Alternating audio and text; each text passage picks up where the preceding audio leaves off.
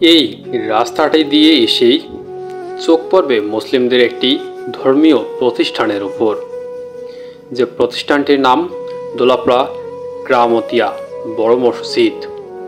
এই মসজিদটি লালমনিরহাটের হাতীবান্ধা উপজেলার বড়খতা ইউনিয়নের দোলাপাড়া গ্রামের সীমান্তবর্তী এলাকায় অবস্থিত।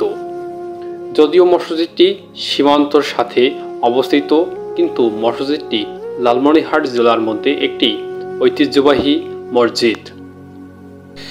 এই মসজিদটি ভারতের NH 889 নং পিলারের সাথেই অবস্থিত।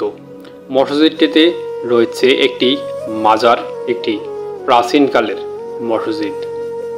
মসজিদটি দেখতে যেরকম সুন্দর, ঠিক তেমনি অপরূপ সৌন্দর্যের প্রতীক সবার কাছে। আর এটি হচ্ছে সেই প্রাচীনকালের মসজিদ, যার স্মৃতিচারণে আজ এই দোলাপাড়া গ্রামতিয়া বড় মসজিদ। এই মসজিদটিতে প্রতি শুক্রবার কমপক্ষে 3 থেকে 4 হাজার মানুষ একসঙ্গে নামাজ পড়েন। যার যে নিয়ত, আল্লাহ পাক তার সেই নিয়তটিকে কবুল করেন বিধায় এই মসজিদে প্রতি শুক্রবার 3 থেকে 4 হাজার মানুষ এসে একসাথে নামাজ পড়েন।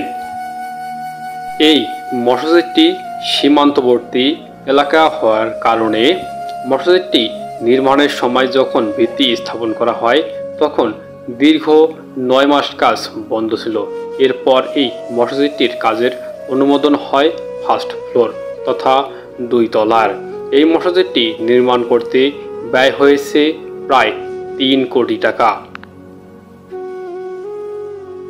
এই মসজিদটিতে প্রতি শুক্রবার নারী এবং পুরুষ মিলে প্রায় 5,000-এরও বেশি মুসল্লি বৃন্দ আসেন, নারী পুরুষ।